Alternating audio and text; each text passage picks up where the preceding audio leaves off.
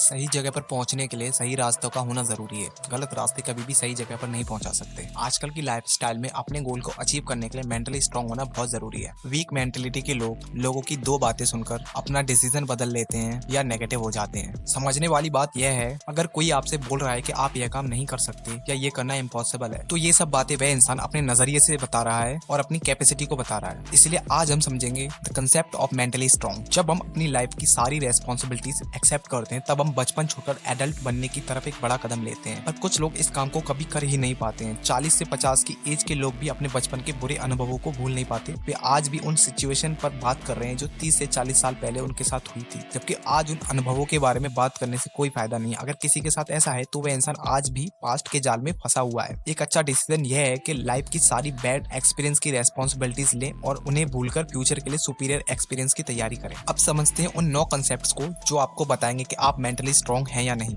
First, unknowingly having negative emotions. जाने अनजाने negative emotion रखना। नेगेटिव इमोशंस सक्सेस के सबसे बड़े दुश्मन होते हैं। नेगेटिव इमोशंस होने से इंसान उल्टी दिशा में काम करने लगता है और खुद के साथ साथ समाज का भी नुकसान करता है। नेगेटिव इमोशंस की जगह पॉजिटिव इमोशंस लाने से हम अपने जीवन में होने वाले इंसिडेंट्स को बदल सकते हैं, क्योंकि हमारी लाइफ में होने वाले इंसिडेंट्स का रीजंस इमोशंस ही होते हैं। Second, stop proving yourself right. खुद को सही साबित करना छोड़ दें। एग्जांपल, एक एम्प्लॉय को कंपनी से निकालने पर एम्प्लॉय के कंपनी के ऊपर कोर्ट केस करना और अपने आप को सही साबित करना उस एम्प्लॉय के अकॉर्डिंग सही डिसीजन हो सकता है, पर ये एक वीक मेंटेलिटी का साइन है। एक तरफ जहां वह अपने आप को सही साबित करने में बहुत सा टाइम एनर्जी खर्च करेगा, और दूसरी तरफ इससे बेटर होता कि वो अपना टाइम और एनर्जी दूसरे अर्निंग सोर्स को ढूंढने में लगाता। समझने वाली बात यह है कि जब तक वह एम्प्लॉय अपने आप को सही साबित करने में लगा रहेगा, तब तक नेगेटिविटी उसको इफेक्ट करती रहेगी और उसकी सोच और जिंदगी को कंट्रोल करती रहेगी। Third, rise above the opinions of others. दूसरों की एडवाइस से ऊपर उठे। दूसरों की एडवाइस को सेंसिटिविटी से लेना छोड़ दें। अगर हम एडवाइस के मामले में ज्यादा सेंसिटिव होते हैं तो हम अपने सबकॉन्शियस माइंड से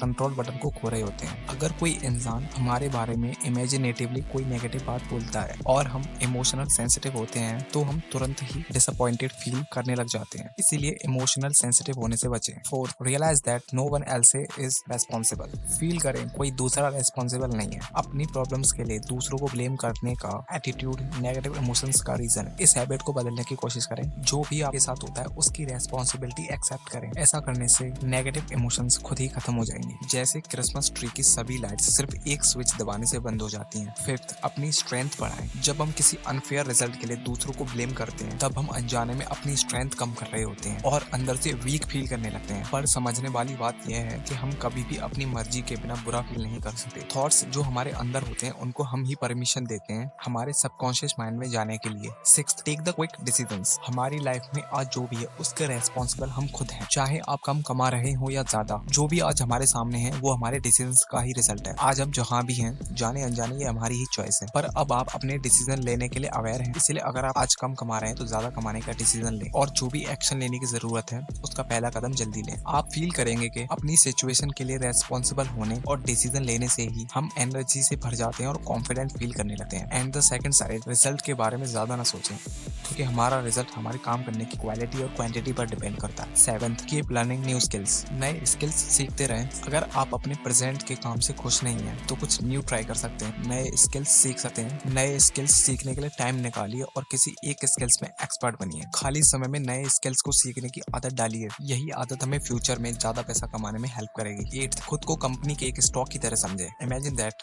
आप एक कंपनी के शेयर हैं, तो क्या आपको लगता है कि लोग आप पर ट्रस्ट करेंगे? एनालाइज करें, क्या आपकी वैल्यू हर साल बढ़ रही है? अगर आप एक ग्रोथ स्टॉक हैं तो लोग जरूर आप पर इन्वेस्ट करेंगे और आपको बदले में उन्हें रिटर्न देना होगा। तो सोच के बताइए कि आप किसी को रिटर्न देने के काबिल हैं या नहीं। अगर ऐसा नहीं है तो डिसीजन लें कि आप एक ग्रोथ स्टॉक बनेंगे, जैसा कि सिक्स्थ कंसेप्ट में बताया गया है। And finally ninth point, analyse where is the control button. अगर सोशल प्रॉब्लम्स आपकी इंटरनल पावर को कम करती हैं, तो समझ लीजिए आपका कंट्रोल बटन आपके बाहर है और कोई भी आपके कंट्रोल बटन को यूज कर सकता है। एग्जाम्पल, किसी के भी नेगेटिव थॉट्स आपको नेगेटिव कर सकते हैं, चाहे वो थॉट्स इमेजिनेटिव ही क्यों ना हो। इसी के अपोजिट, जिनका कंट्रोल बटन उनके अंदर होता है, उनको बाहर की प्रॉब्लम्स जैसे लोगों के नेगेटिव थॉट्स, इन सब से कोई फर्क नहीं पड़ता है। वे बहुत ही कॉन्फिडेंट और कैपेबल फील करते हैं। हमारे कंट्रोल बटन और रेस्पॉन्सिबिलिटीज का डायरेक्ट कनेक्शन होता है। हम जितनी ज्यादा रेस्पॉन्सिबिलिटीज लेते हैं उतना ही ज्यादा कंट्रोल फील करते हैं और कंट्रोल बटन को अंदर लाते हैं। एंड फाइनली वीडियो की शॉर्ट समरी है, है, अपने गोल्स को अचीव करने का पहला कदम वह इमोशन होता है कि जो भी हम पाना चाहते हैं उसे पाने की अनंत शक्ति हमारे पास है, और अपने गोल को अचीव करने के लिए हम